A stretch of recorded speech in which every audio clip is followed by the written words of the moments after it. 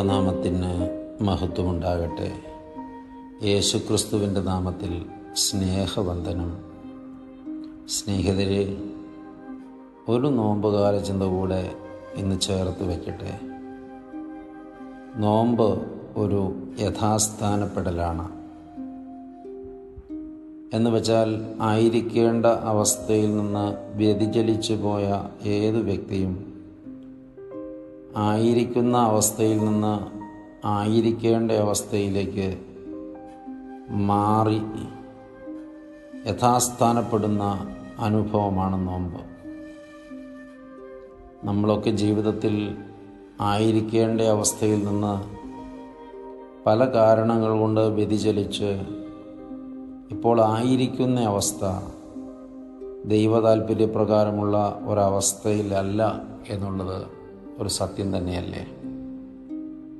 എന്നാൽ നോമ്പ് ഒരു മടക്കയാത്രയാണ്. നോമ്പ് ആയിരിക്കേണ്ട അവസ്ഥയിലേക്കുള്ള തിരിച്ചുപോക്കാണ്. നോമ്പ് ഒരു യഥാസ്ഥാനപ്പെടലാണ്.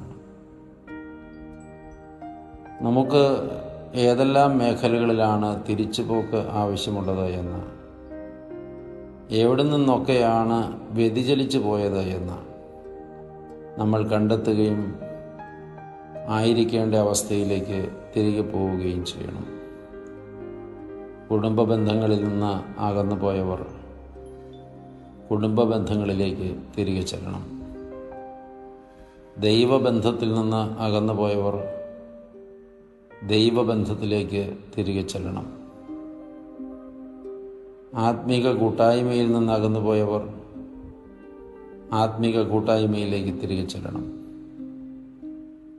പരിശുദ്ധ കുർബാനയുമായിട്ടുള്ള ബന്ധത്തിൽ നിന്ന് അകന്നു പോയവർ പരിശുദ്ധ കുർബാനയിലേക്ക് തിരികെ ചെല്ലണം.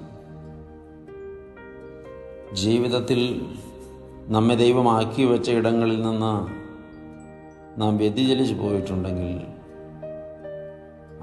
ആയിരിക്കേണ്ട അവസ്ഥയിലേക്ക് മടങ്ങിച്ചെല്ലണം. അതിനുള്ള ഒരു സ്വയശോധനയും ഒരു കണ്ടെത്തലുമൊക്കെയാണ് ഈ നോമ്പ് നാളുകളിൽ നടക്കേണ്ടത്. നാം യഥാസ്ഥാനപ്പെടുന്നില്ലെങ്കിൽ നമ്മുടെ നോമ്പ് കേവലം ചടങ്ങുകൾ മാത്രമാകും.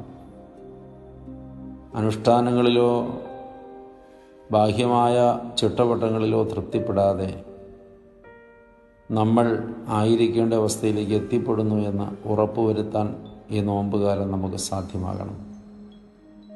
അതിന് നാം നമ്മെ തന്നെ പരിശോധിക്കണം. നമ്മുടെ വീഴ്ച പറ്റിയ ഇടങ്ങളെ നിന്ന് കണ്ടെത്തണം, അത് തിരുത്തണം. എന്തിനു വേണ്ടിയാണ് വഴുതിപ്പോയതെന്ന് കണ്ടെത്തി ആ മോഹങ്ങളെയും അതിൻ്റെ ബന്ധനങ്ങളെയും തകർത്തെറിയണം.